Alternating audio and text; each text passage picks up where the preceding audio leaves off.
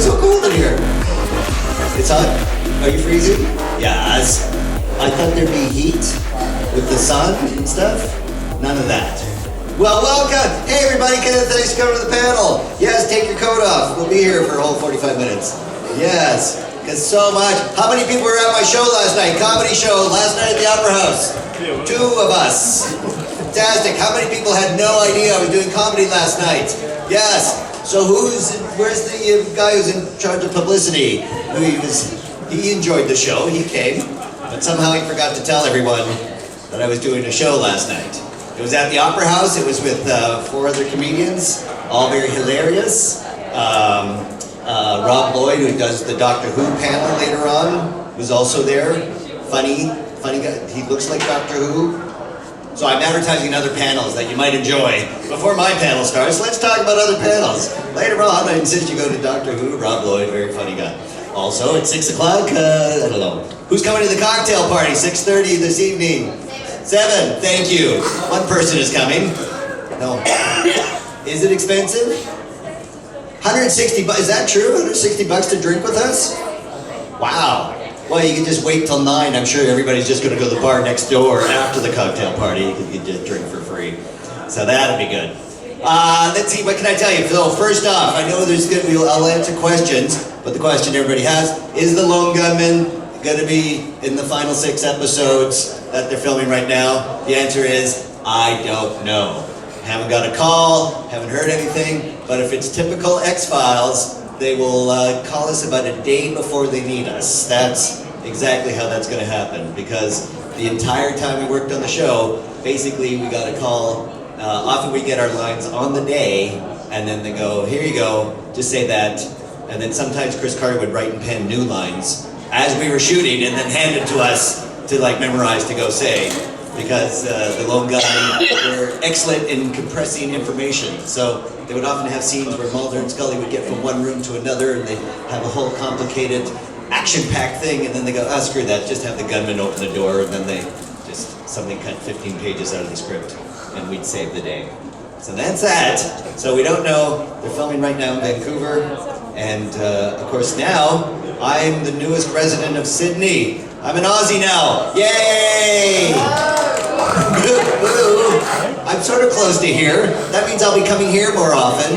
Yay! Because I'll be doing stand-up all over. So I will be coming back here on my stand-up comedy tour. So those who missed my show at the Opera House will get a chance somewhere in the future to see me do stand-up.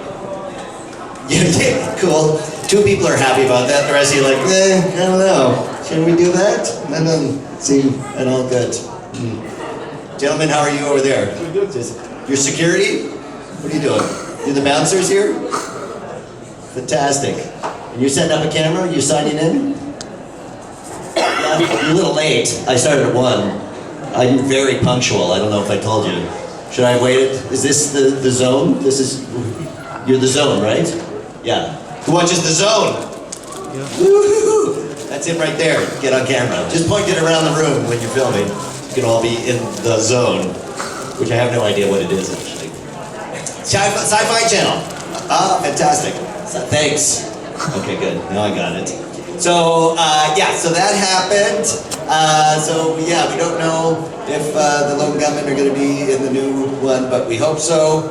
I was just last weekend with the other 2 guys, Tom Braidwood and Bruce Harwood, who like Byers and Frohickey. We were at a convention in Hartford, Connecticut. Connecticon. Wow. How do they come up with the names of these things? That's fantastic. Say Connecticut, so we call it Connecticon. And we had a great time. The guys are doing very well. Tom Braidwood, of course, has retired to a cabin in the Rocky Mountains of British Columbia, where there's no internet and no phone. And he's there for 6 months out of the year. So if you need to get a hold of him to have him come to a convention, you have a small window of opportunity, like 10 days basically, to call him, book it, or he'll go away to the woods and you'll never hear from him for 6 months at a time. So it was rare and lucky that he showed up to that. But I said, hey, I'm down, you want to come down under? And he said, absolutely. So we'll try to get all the gunmen to the convention here soon. Yay! Because that was what we were in Melbourne 4 years ago. Did anybody come to that one? Armageddon, you were there? Did you see that show with the three of us? Did you see our improv comedy show? Oh, that was funny too. I'm just advertising shows you've never seen. And then I did this show, it was hilarious, and you missed it. And oh my gosh, how many shows could I tell you that you won't see? So then that happened. Okay, so now, I think that answered most of the questions people have. Except, of course, some people ask why the spin-off series The Lone Gunmen was canceled. For those who don't know, The Lone Gunmen had their own spin-off series. Lasted all of did you watch it? You watched it all, right? And then it was doing very well and suddenly it was abruptly canceled. Yeah, right? And you thought, why was The Lone Gunmen canceled? Well, it's such a long story that I actually drew a comic book called Why the Lone Gunmen Was Canceled. All true story written by me and drawn by me. Here's some of the pictures there. And it's all true of how it all came together, fell apart. And I printed only 1,000 of these, and I only have 10 left. So the first 10 people at my table with money can buy a comic book signed and find out why the Lone Gunmen was canceled. Because it's a long story that I would tell you, except it's in comic book form. Did that make sense? No, it did not make sense. That didn't make any sense to you. Why I drew a comic book to tell you a long answer? Are you in marketing, young man? No, you're not. I can tell. You have no concept of how to market a comic book. Okay. What do you do for a living? Nothing. You just fly along and you have your lovely no-name, what's no-face from where you are. Yeah, that's lovely. And that's it? Okay, great. Good talking to you. That was really fun. Excellent. So, there we go. That's some of the fantastic answers I have for some questions. Any other questions? Raise your hand. I'll answer it to the best of my ability, and or I'll lie. So either way, there'll be an answer somehow. Any questions? No. Oh yes, you. Right there. Hi. What TV show would you like to have a part on either past? What TV show have I not been on, would I like to have been on, past or present? So like I would like to have been on The Twilight Zone, like an episode like way back in 1954. Yeah, The Twilight Zone, that would have been good. I would have liked to have been, that Burgess Meredith where he loses his glasses, and he got the library, and he's the last man on earth, and then he breaks his glasses. That would have been fun. But in current time, which one? Let's see. There's so many that I'm watching, but I'm not really. I get these auditions all the time to be like, NCIS Los Angeles, you're the bad guy. Oh, you're the guy in the room going, I didn't do it. Or you're the guy in the room who goes, yeah, I did do it. Those are kind of a lot of the roles up there now. So I did Bones, an episode of Bones, but spoiler alert, I did it. I was the murderer. But you didn't know that. Because I was showing up early on as hey, he's the nice guy running the restaurant. And then it turns out, I'm the murderer, damn it. Oh, I fooled you again. Like every episode of Bones. But I can't think of something that I have not yet been in. Except now that I live in Australia, who wants to be in Neighbours? This guy, yeah, that's right. I know, I'm totally getting on that show. Alan told me all about that. Oh, wait. Which one's Schuster? What? Shortman Street. Where's that out of? Oh, is it? Shortman Street. That sounds really crappy, is it? Fantastic. I cannot wait to be on Shortman Street. What do I have to do? I have to be a bad actor? Check. Got it. Okay. Fantastic. Number 2. Just show up? How do I okay. Shortland Street. That's out of Auckland? Oh, I'm salivating already. Okay, Shortland Street's on my list after Neighbours and Home and Away. Yeah, your question. Do I like being a murderer? Well, I'm not a method actor, so I don't actually go out and murder people to get into the part. I should point that out. Often when they ask you to be a murderer, they don't want you to think you're a murderer. You actually have to pretend that you didn't do it, so that the audience can't figure out immediately, oh, well, that's the guilty guy right there. Everybody's supposed to be like, oh, nobody did it, so then the audience is always trying to figure out who actually did it, so you watch it till the end. Because if you're actually playing a murderer, then it's like, oh yeah, clearly Dean's killed people. He's got a psychotic look in his eye. So it's actually fun being a murderer because you don't have to really pretend you're a murderer. Does that make sense? That's my one acting tip that went nowhere today. Thank you. Yeah, it's fun. Hi. Why did I decide to move to Australia? That is an excellent question. I didn't, my better half got promoted. Her company bought a bunch of companies, so she's now head of financial planning and operations for all of Australia. And the company paid for the house and the car and moving my 2 Dobermans, legally, mind you, 150 days of blood work and shots and all of that done in Los Angeles, and then 10-day quarantine here. And ironically, my 2 dogs know Pilot and Boo, Johnny Depp's dogs, because he's got a penthouse in the building I live in, and there's a communal backyard area for the dogs. So those 2 dogs sniffed my dog's butts, and then they all seem to know each other. So I've never met Johnny Depp. I think I met the 20-year-old assistant that walks the dogs, and if that was her, I don't know. It could have been somebody trying to kidnap the 2 dogs, for all I know. But yeah, those 2 dogs got on the private jet and illegally stepped into Australian soil, and my 2 dogs pissed because of all the shots they had to do and the blood work.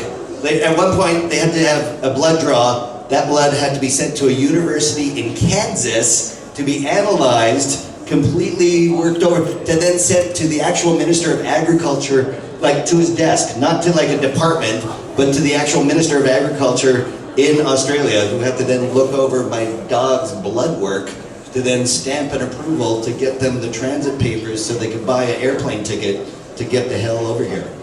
So yeah, it's a complicated process to get the dogs over here, but now they are loving Sydney and all the parks that weren't available in drought-stricken Los Angeles. So they are happy, happy dogs.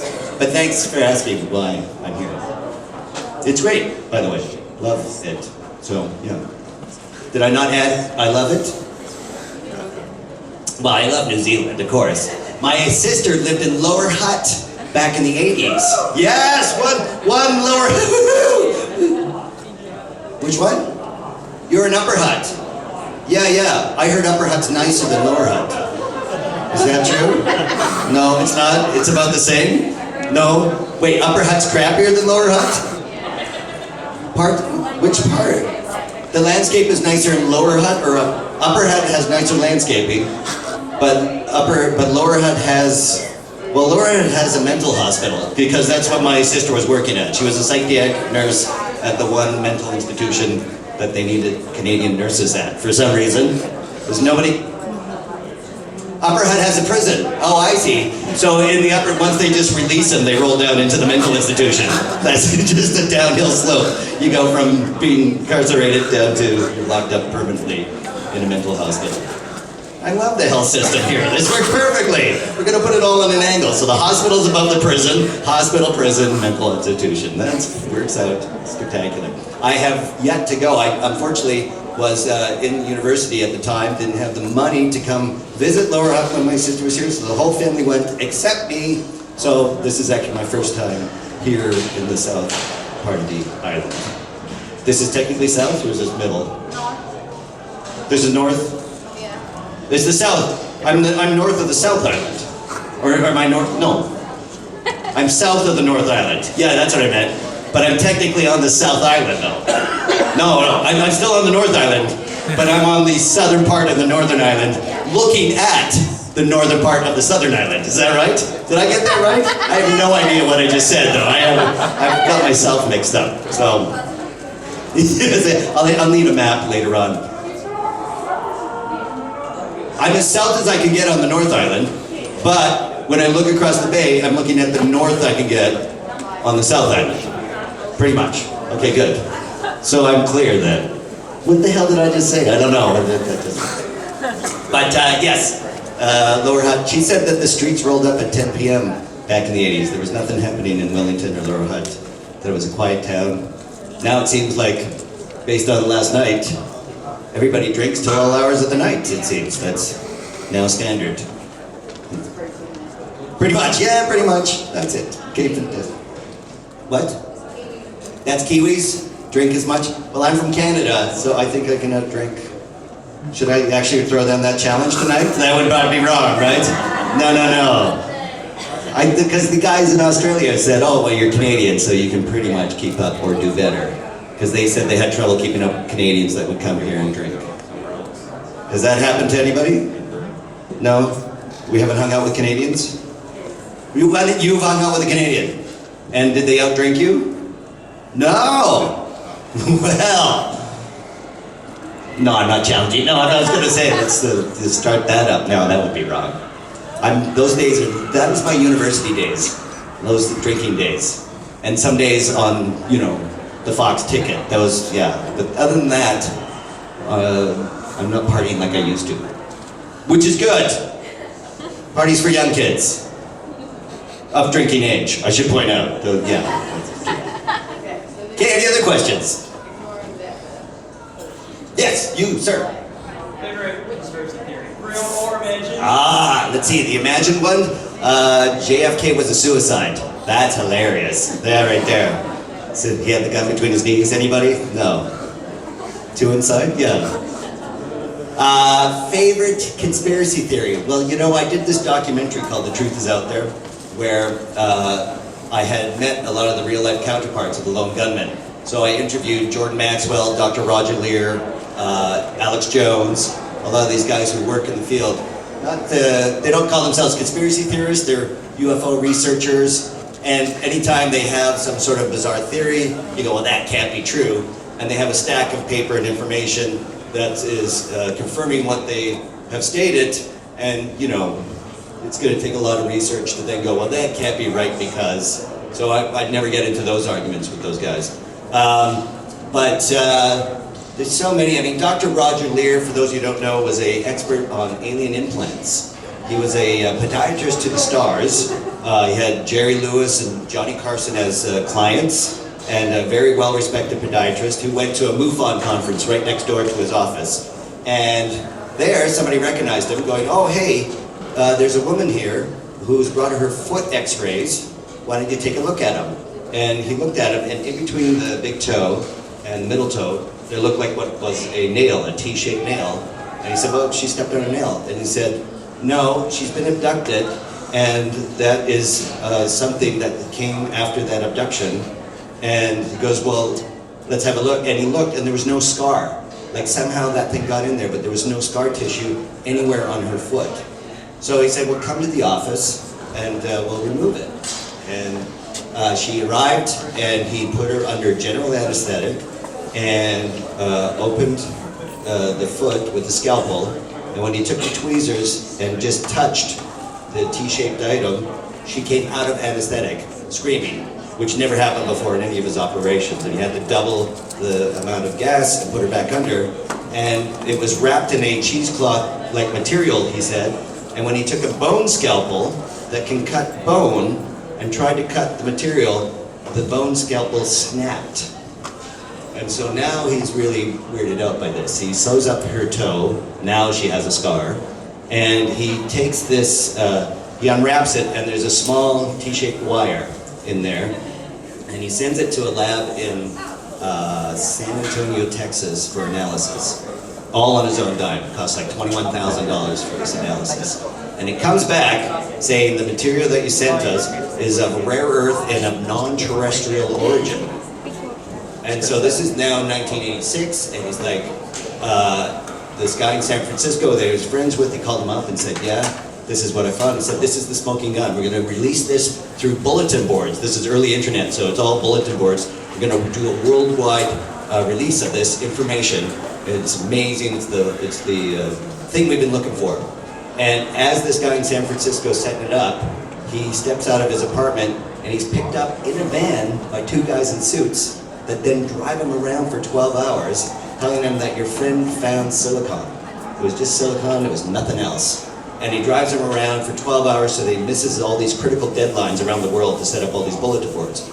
Freaked out, he's led out back near his apartment. He gets on the phone, he calls Dr. Roger Lear.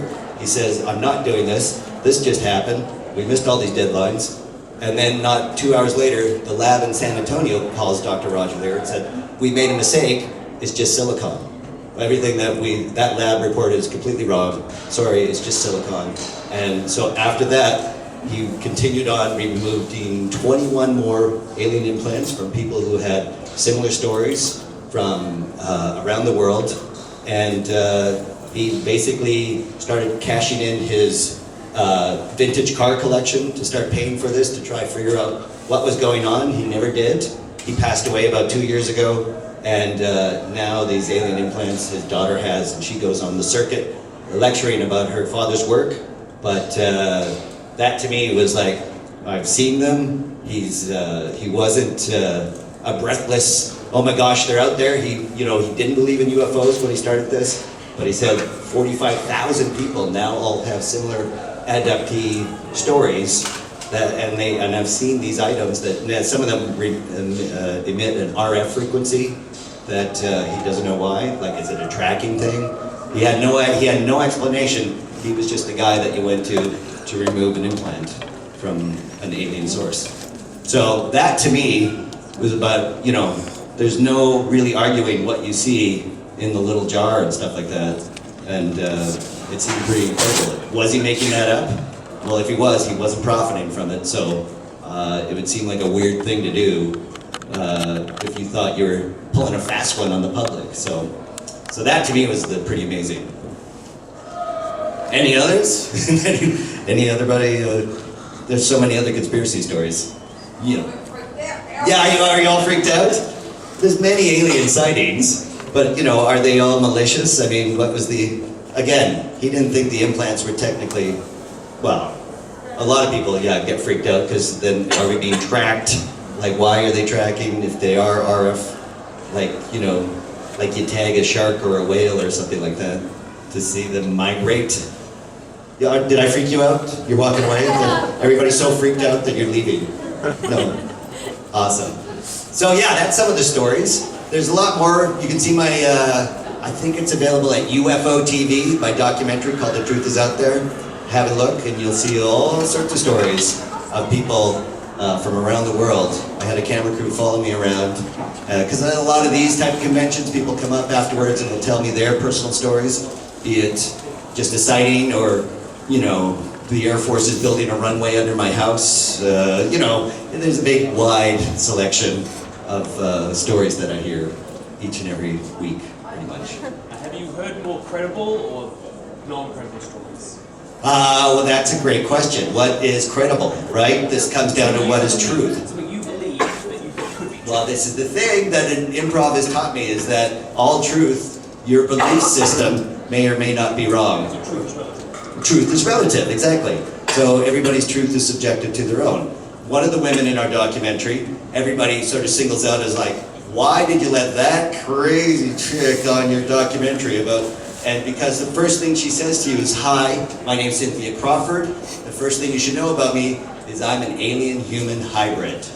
That's the first sentence out of her mouth. She's an artist that creates alien heads based on what she intuits that you may or may not be a hybrid of the variety. I think there's 12 different alien species that have visited the Earth over the years, and that she will then make a sculpting, like a bust, based on what hybrid genus you may or may not have in your genetic makeup.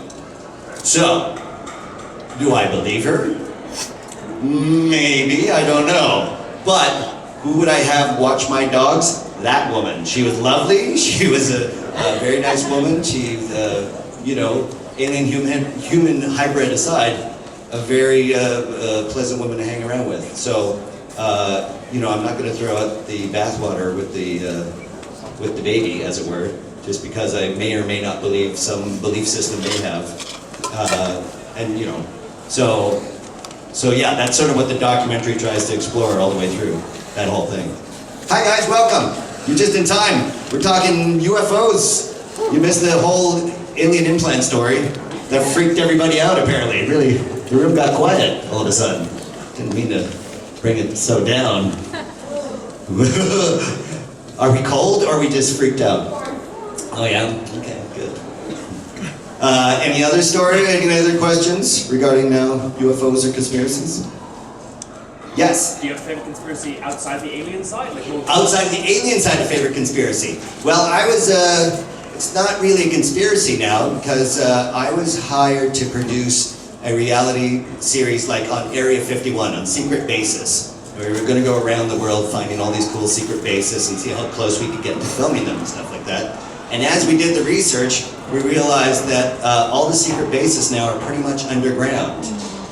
Because what they've done now, there's 91 tunnels all across America that have now connected all the secret bases. And you can go underground. You can get from Washington, D.C. to NORAD in Colorado in 3 hours because they have a boring machine, as written in a 1989 Omni magazine article, is a nuclear boring machine. So it puts a nuclear rod into the rock, melts it, and presses it outside, so it makes a 70-meter tunnel that's super glassy that you can put a maglev train through, and it connects, there's 91 of these tunnels that are now connecting NORAD to the new secret base in Dulce, New Mexico, which is a 7-story facility that the ex-Minister of Defense, who's now retired from Canada, is on the circuit touring, saying that he's been in that facility, the 7-story underground facility, and that the bottom 4 floors are off limits to humans. What? I know, and he's Minister of Defense from Canada, so he's like, yeah, and so that's connected by tunnels that go to, a guy came up to me, I was at a Denver, Colorado festival, and he was a contractor, and he said, I was working on the Denver airport, and if you land in Denver, he said, you'll notice that the runway is actually like about 10 feet off the plane, that they actually built it up. And he said they did that because we built another runway about 6 stories down, the exact same length of the runway that's above it. And we were all saying, why are we building a runway? And they just said, shut up, build a runway, and we're just going to cover it with the second runway. And like, well, why are we doing, just do it. And so they were all down there paving 6 stories below the ground and then covering it with the runway that you actually land on. So if you ever land in Denver, look out the window just as you're landing, you'll see you're raised higher up, and there's 2 cement boxes, like little houses right at the end of the runway. Those apparently are emergency stairwell exits that can get you out of that underground runway. Why is that there? The theory now is that it connects to all the other tunnels, that all the other tunnels are coming into that, so that you can fly into Denver and then immediately go underground. And then I met a guy who's now a Starbucks barista with top security clearance because there's a Starbucks in the underground facility at the CIA office. So the baristas now have to have security clearance to go work at Starbucks at the CIA, which has, they have to wear their whole, and it's like they have to wear their thing, but they have top security clearance, and they're underground. And he said, yeah, they're all coming in from like all these other tunnel systems, not coming from the upper CIA Langley office. So, good stories. Like all of these stories, as I travel around, all start connecting into a weird schism of what the hell's going on. And, some of it is, about board, absolutely. There's a COG, continuing of government. You know this whole thing? This is an idea that I think every government has that if you blow up the Parliament buildings or the Congress, there's a phone network system that everybody then gets a phone call, you call 2 other guys, and then you reconvene the government instantly after attack so that you're not left without a head of government. And my friend is on this, they do drills, they get a call, they all drive to a mountaintop, it's called Mount Weather in Virginia, it's like this secret thing, and then there's a gift store, and I get every Christmas a Mount Weather Frisbee or a Mount Weather t-shirt or coffee mug, and it's like this top secret facility that is the COG headquarters. It's not really secret, no I know, it's a half secret. It's supposed to calm everybody. It's like, wait, we have an elected body that will just manufacture, that's non-elected, that will suddenly just be the continuity of a mass, like how much are we planning for this? A lot, apparently, so that freaks some people out, but it then comforts other people to know that we could just blow up every member of parliament and they'll just show up tomorrow. So it would be useless to try and blow it up. Hey, you're back! Was that really shitty wherever you went? It was really crummy, right? Yeah, so you thought, why not come back here? The bouncers are leaving now. Thanks, guys. That was security. They're not even listening. Oh, now they're showing off what they bought. Yeah, no, let's have a chat. Yeah, no. I insist that you talk over there. I'm not offended at all. Any other questions? Yes? Obviously, doing the expo, how forward was your leads to buy? Beforehand, well, my brother was really into conspiracy stuff, and particularly Egyptology and like how that connected into all sorts of, the ancient aliens. Are you watching that on Discovery? Yeah, that sort of thing. He was really into that like 30 years ago, regarding batteries, that they had electrical power back in Egypt and all that sort of thing. So anytime I get a script and I didn't understand it, I would call him and he would tell me like the whole rigmarole about it. So I had already been versed in it, but again, I can believe and not believe at the same time. It's like Schrodinger's cat, it's alive and dead at the same time in the box. Same thing, it's like, yeah, I can believe it, but then somebody can go, yeah, well that's wrong. And I go, oh yeah, well that makes sense. And then somebody else goes, no, he's wrong. I go, no, yeah, that makes sense too. So, I don't really adhere to any one belief system. I sort of appreciate all of it. I love the diversity of it all, so. That's cool. Who is? Corin Nibick? Oh, is he? Oh, we haven't had the chance to chat about that. He was hungover today from the bar crawl that he went. He finished the bar crawl, I like to point out. And who else? You were on the bar crawl? Yeah. And apparently the guy who was leading the bar crawl couldn't get served at the final bar because he was too shit-faced. That's sort of funny. I like to introduce you to craft beers. So that was that guy. Yeah, good times. You didn't miss much. You should have come to my comedy show. By the way, latecomers, did you see my comedy show last night? No. I'm sorry. No, it's okay. Well, no, it's not okay. No, it's fine. There was a full house. It was packed at the Opera House. Funny comedians, and it was dry. You didn't have to stand in the rain going from bar to bar. You had a bus? But I understood there was a bar you couldn't even get into. Yeah. Right? No, that was them. Oh, you're on the Supernatural one. They had a bus. The other one was just a walking tour where it was just like, and then there was a bar that said, yeah, you can't come in. You're like, well, where's the con? We're like, no, get out. It was packed. Yeah. It was what? It was full, sorry, it's full. It's full, yeah. And they go, didn't you know 80 people were coming from the convention? And you're like, we didn't care. We didn't think you were coming. I don't know. All right, yeah, the rain crammed everybody in the pub. So then they said, oh, take the seats of the convention that will be here in about half an hour. Please, I insist you sit there because the convention would love to stand in the rain. Because that's a planned thing, whereas you're just getting out of the rain.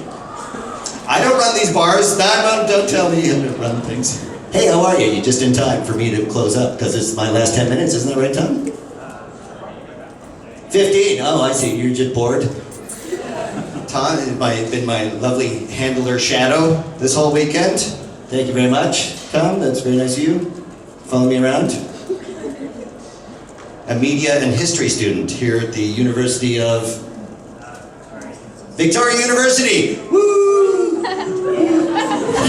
3 of us. 3. Way to go. So spend that education on something. Did you go to Victoria University too? You did not. No, you just applauding Tom's effort. Fantastic. Good for you. Good way to support that guy that you don't know. Hey, good for you on that media history degree. What would you do with a media history degree, by the way? Oh, I see. So you're doing a double. Oh, I thought it was like the history of media. So you're just watching old Twilight Zone episodes. Ah, yeah. You gotta get a mark for that. Oh, so you're doing history and media. Ah, sorry. I should have listened closer to that. And what era of history are you studying right now? 17th century Europe. Ah, that was their best time. I don't know. The Baroque era, of course, in modern art. Or modern art, in Baroque art. It's not really modern at that point. It was modern back at the time. Oh, never mind. Should we talk art history? It'd be fun. Any questions on art history? Yes, you're. Oh, yeah, no. Go ahead. Well, I'd like to know what your views on the whole area of life and what you think do. My opinion of Area 51?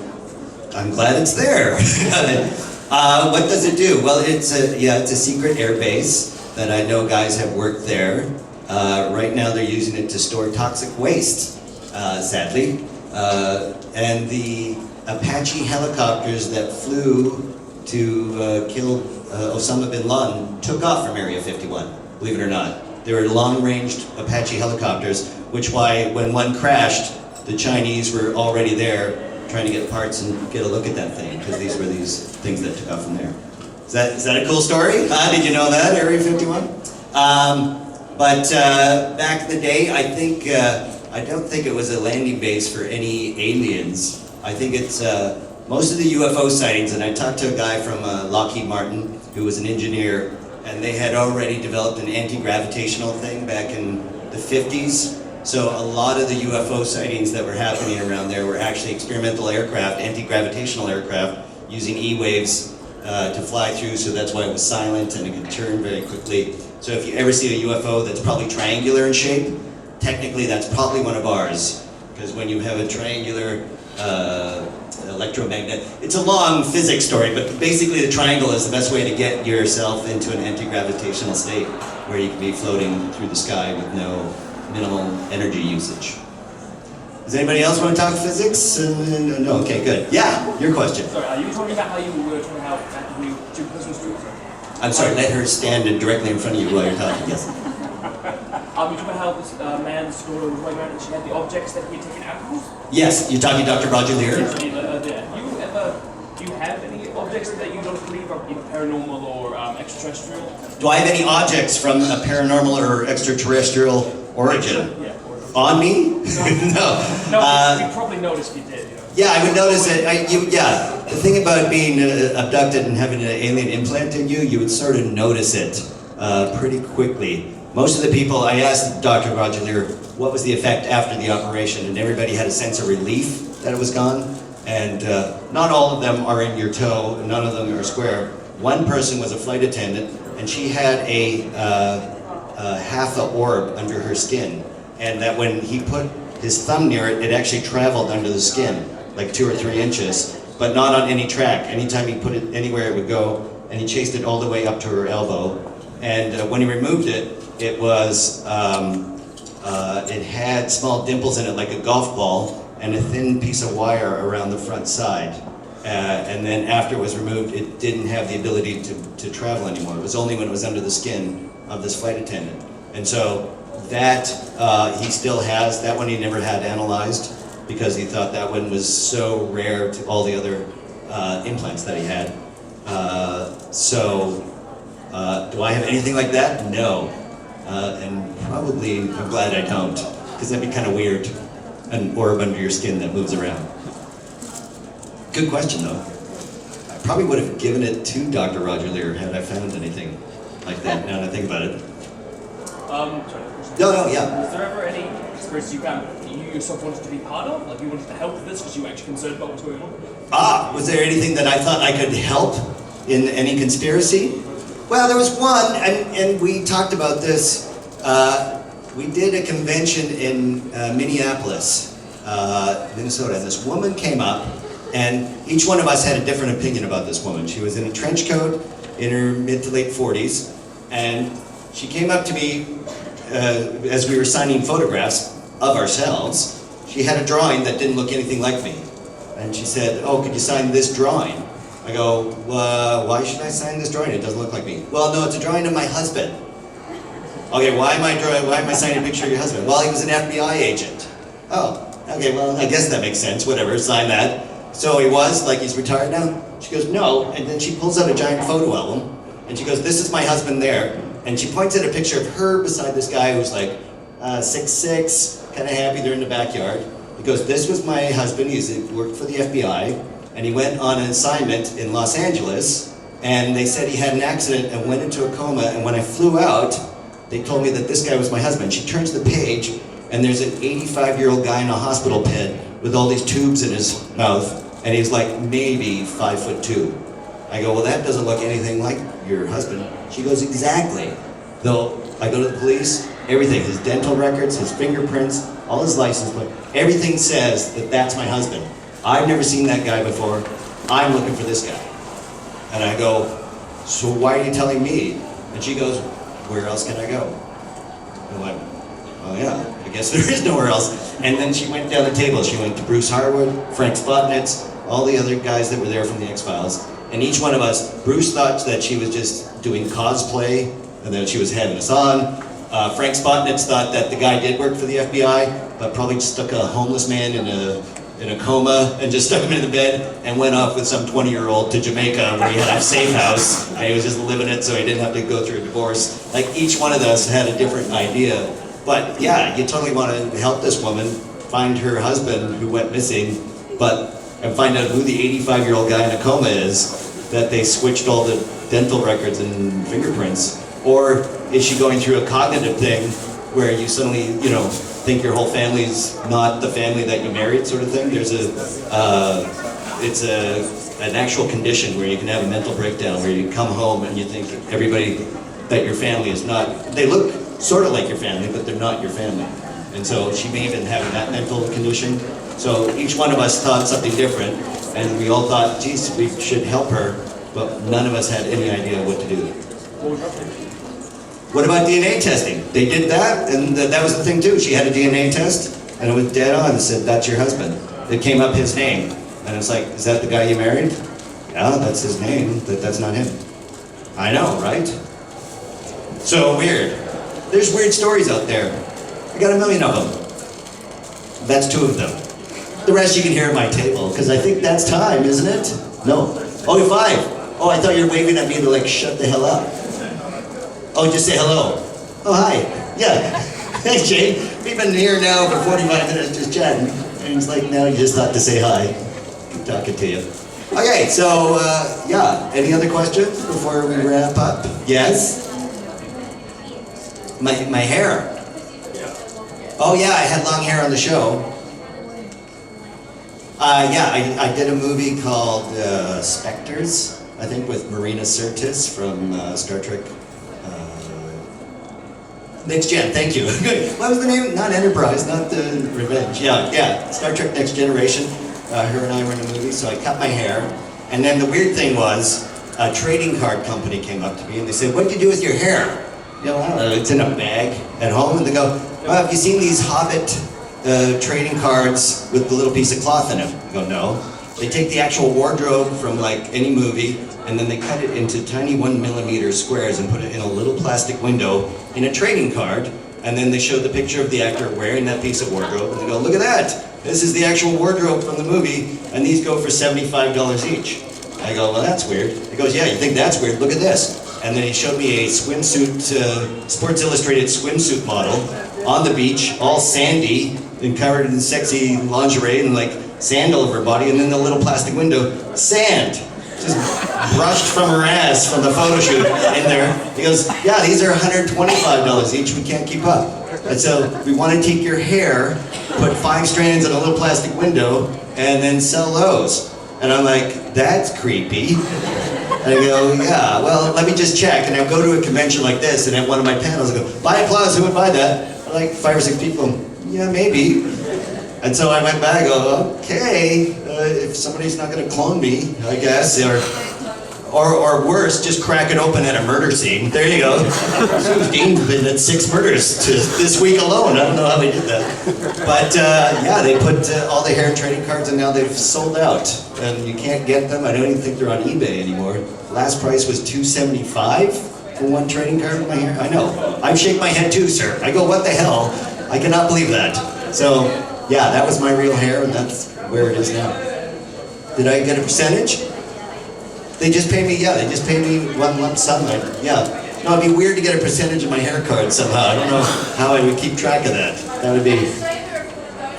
Shave it? Well, see, it was sort of the hair from the show. It'd be weird to cut my hair all the time and keep sending it to a trading card company. Hey, here's some more.